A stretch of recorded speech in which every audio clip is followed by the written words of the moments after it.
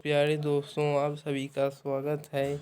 जैसा कि आप सभी जानते हैं, बोर्ड ने कक्षा 12वीं और 10वीं यानी बोर्ड कक्षाओं के ब्लूप्रिंट जारी कर दिए हैं और साथ ही प्रश्न बैंक भी जारी कर दिए हैं। जिनमें से हम आज कक्षा 12वीं विषय भूगोल का प्रश्न बैंक का हल या सॉल्यूशन करने वाले हैं। आप इसके ब्लूप्रिंट तो देख ही चुके होंगे कि कौन से पार्ट से कितना आने वाला है। अगर नहीं देखे हैं तो यहाँ पर आप देख सकते हैं। और याद रखिए कि आपका पेपर 70 नंबर का होगा, जो कि 3 घंटे समय रहता है। और इसमें एक बात और ध्यान रखने वाली है कि आपको जो 2 अंक के प्रश्न आएंगे उसमें शब्द सीमा 30 है। 3 अंक के प्रश्न में आपकी शब्द सीमा 75 है। 4 अंक के प्रश्न में शब्द सीमा आपकी 120 है और 5 अंक के प्रश्न में शब्द सीमा 150 के लगभग है। तो और यहाँ पर देख सकते हैं कि कौन कौन से पाठ आपके हटा दिए गए हैं। इसके बाद हम आते हैं तो यहाँ पे क्वेश्चन बैंक की शुरुआत होती है। तो चलिए देखते हैं हम। तो यहाँ पे आपका पहला प्रश्न है, निम्नलिखित कथनों में से कौन सा एक भूगोल का वर्णन नहीं करता। तो इसमें से आपका 4 ऑप्शन दिए हुए हैं, क्योंकि इनमें से आपका आखिरी घ नंबर सही हो जाएगा। प्रौद्योगिकी के विकास के फलस्वरूप आधुनिक समय प्रासंगिक नहीं है, यह भूगोल का वर्णन नहीं करता है। आपका अगला प्रश्न है, निम्नलिखित में से कौन सा एक भौगोलिक सूचना का स्रोत नहीं है। चंद्रमा से चट्टानी पदार्थों के नमूने। आपका अगला सही विकल्प है, निम्नलिखित में से कौन सा एक लोगों और पर्यावरण के बीच अन्योन्य क्रिया का सर्वाधिक महत्वपूर्ण कारक है। प्रौद्योगिकी। ये यहाँ पे आपका ख नंबर सही हो जाएगा। और आपका अगला है, निम्नलिखित में से कौन सा एक मानव भूगोल का उपगम नहीं है। इनमें से आपका ख नंबर मात्रात्मक क्रांति हो जाएगा। आपका 5वां सही विकल्प है, निम्नलिखित में से कौन सा एक भूगोल में द्वैतवाद से संबंधित नहीं है।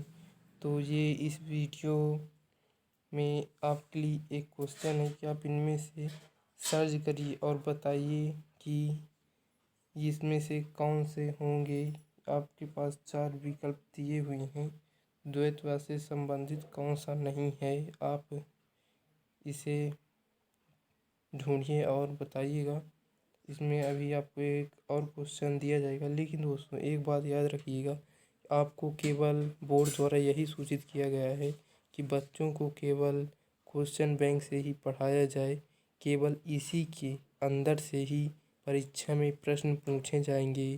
तो आप बिल्कुल भी टेंशन ना लें, इसी से आप पढ़ें और फुल नंबर आप ला सकते हैं।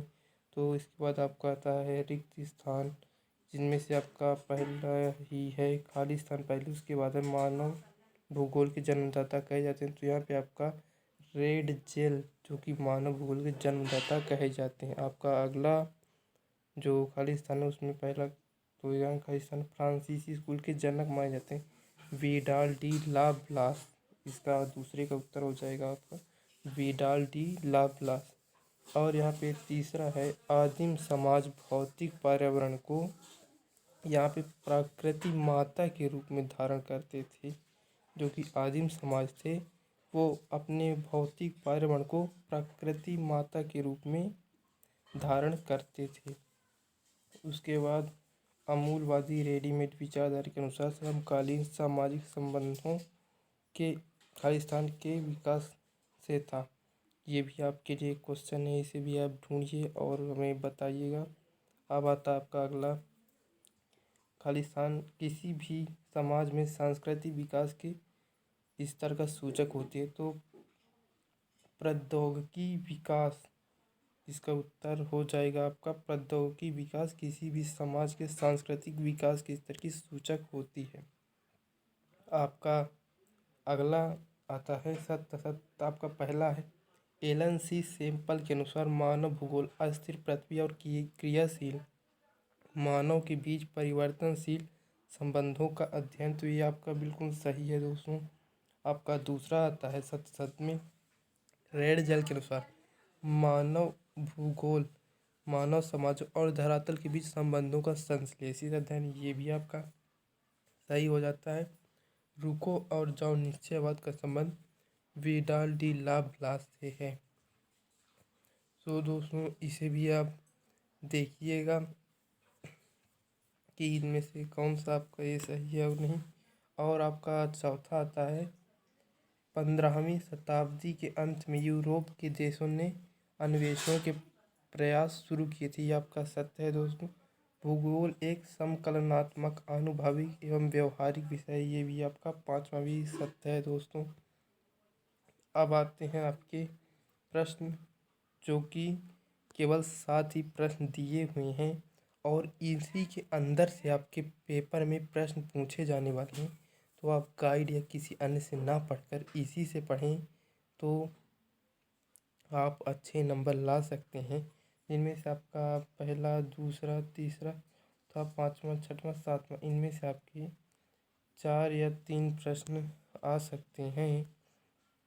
तो आप लोग इन प्रश्नों को नोट कर लीजिए और इनके उत्तर अगर आप चाहते हैं कमेंट में हमें बताइए। हम और पार्ट लेकर आएंगे जिनमें आपको इनके प्रश्न उत्तर भी हम बता देंगे। अगली वीडियो में हम सेकेंड पार्ट यानी इकाई 2 का क्वेश्चन बैंक सॉल्व करेंगे। तो मिलते हैं हम अगली वीडियो में। चैनल को सब्सक्राइब करिए और वीडियो को लाइक करिए। Thanks for watching.